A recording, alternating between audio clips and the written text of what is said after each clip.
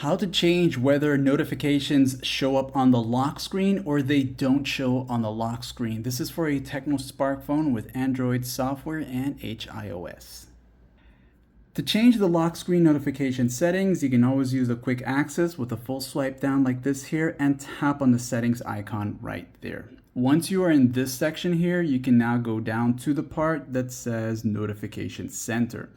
And when you go into the notification center area, you'll see three options, and one of them is the lock screen notifications. When you're here now, you can go ahead and choose the display rule settings, which is the one to the top here. As you tap on it, it'll allow you to either show or hide them completely. So this is like your master switch, showing everything or hide them all. Now, if you want to, you can set it to show all the notifications and go down the list here.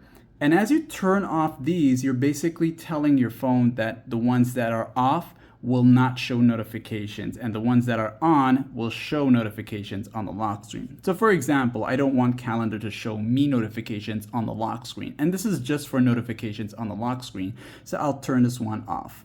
And of course, maybe the Palm Store, whatever that is, maybe Play Store. And of course, now only these here will show and these here won't show. Now you have one more last option here, wake screen for new receiving notifications. Now this basically is, if this is turned off, your screen won't wake up when it's in the off screen mode.